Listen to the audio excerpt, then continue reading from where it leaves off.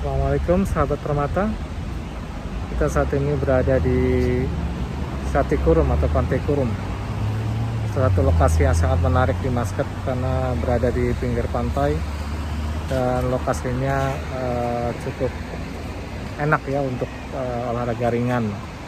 Dan biasanya sebelum Ramadan tempat ini selalu ramai oleh orang-orang yang olahraga ringan, jalan kaki, jogging maupun naik sepeda ya, sambil menikmati matahari terbenam ya. Ini dia nih matahari terbenam. Di bulan Ramadan ini tidak terlalu banyak orang-orang yang meluangkan waktu di Syati Kurum ini. Orang-orang lokal sendiri mereka lebih cenderung suka untuk meluangkan waktu ngabuburit bersama keluarga besar di rumah, berkumpul dengan keluarga besar dan mempersiapkan hidangan berbuka.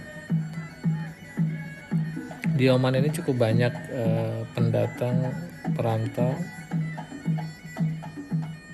terutama dari negara India maupun dari Bangladesh dan Pakistan. Dan komunitas Indonesia di Oman ini tidak terlalu banyak jika dibandingkan dengan negara teluk lainnya seperti misalnya di Saudi atau di Uni Emirat Arab.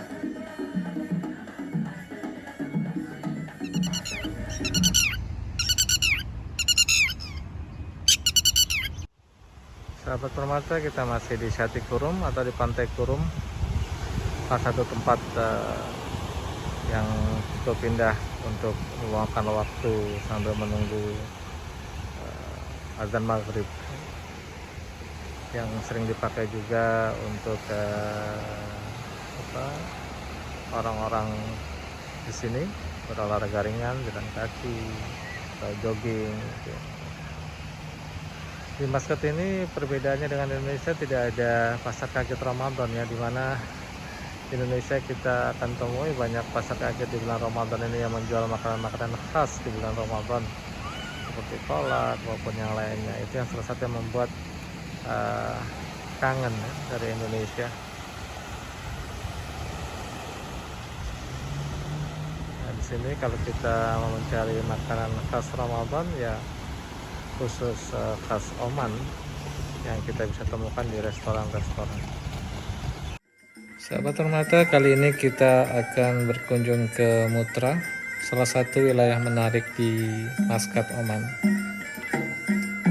Di Mutra ini terdapat pasar tradisional Mutra yang cukup terkenal, di mana di sana dijual kerajinan tangan penduduk Oman atau Omani, baik kerajinan dari perak maupun pakaian tradisional Omani.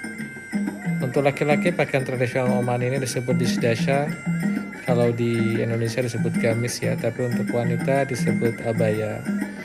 Di Mutrah ini juga terdapat benteng-benteng zaman dahulu kala, di mana digunakan untuk mempertahankan diri dari serangan Portugis.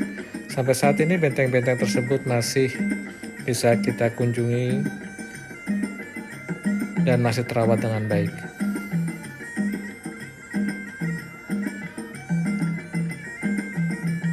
Di Mutrah ini salah satu keindahannya adalah perpaduan antara bukit dengan laut, dan kita bisa menikmati pemandangan tersebut sambil berjalan kaki, berolahraga ringan.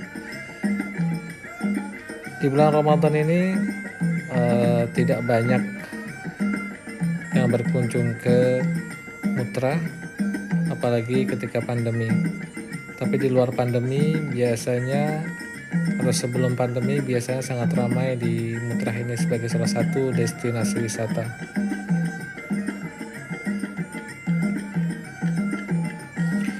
Di Mutrah ini kita bisa lihat juga ada perahu-perahu besar yang terbuat dari kayu yang dinamakan dhow. Perahu-perahu ini digunakan untuk mencari ikan dan juga untuk membawa turis yang akan menikmati pemandangan laut. Dan di video ini kita bisa lihat benteng-benteng besar peninggalan zaman dahulu kala yang masih terawat dengan baik. Demikian sahabat Permata, sekilas tentang Mutrah Cornish dari Muscat, Oman.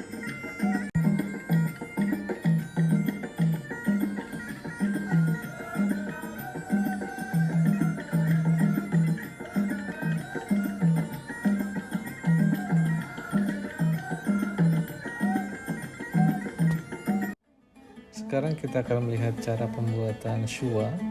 Shua adalah makanan tradisional Omani yang biasanya dihidangkan pada saat hari raya Idul Fitri dan Idul Adha. Shua ini adalah daging kambing yang dimarinir dan dimasak di dalam dalam tungku yang terletak di bawah tanah.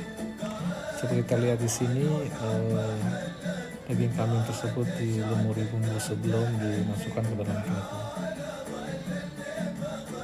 Ukuran daging kambing tersebut cukup besar. Kemudian daging kambing yang sudah dimarinir tadi, ya sudah dilumuri bumbu tadi, dimasukkan ke dalam karung goni. Dan kita lihat karung goninya juga cukup besar di sini. Dan nanti tidak hanya satu karung goni yang berisi daging yang akan dimasukkan dalam tungku, tapi ada lebih beberapa karung goni yang mungkin 4 atau 5, dan itu biasanya milik beberapa keluarga. Seperti kita lihat di sini, tungkunya cukup besar, ya, dan dalam tungku itu terdapat api yang siap untuk memasak daging kambing yang sudah diletakkan di dalam karung goni tadi. Dan daging tersebut dimasukkan ke dalam tungku yang sudah sangat panas tersebut.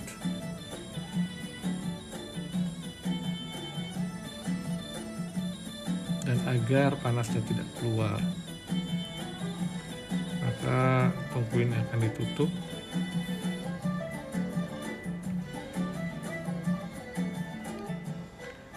dengan tanah juga untuk selain agar panasnya tidak keluar, juga untuk keselamatan agar tidak ada orang yang bermain di sekitar tungku tersebut, karena di sekitar tungku itu sangat panas tanahnya, jadi kalau terpijak mungkin kakinya akan luka. Jadi tungku tersebut ditutup dengan tanah dan ditunggu sampai 24 jam. Setelah 24 jam kemudian akan digali, ya.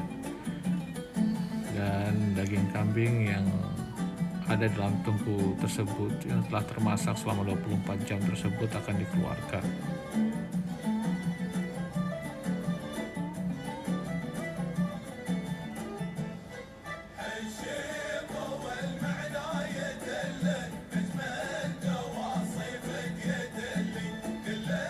Ini pertama kali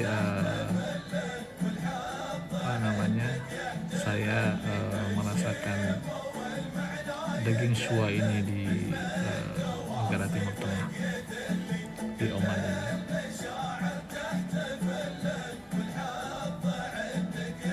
Kemudian daging tersebut akan dikeluarkan dari karung goni dan kita bisa lihat, Masya Allah, itu dagingnya sudah sangat empuk, ya, bahkan tulang-tulangnya juga mudah untuk dikeluarkan dari dalam daging, dan memang sangat nikmat sekali. Jadi kalau ada sahabat permata yang sedang rihlah ke Oman, jangan lupa untuk menikmati daging shua.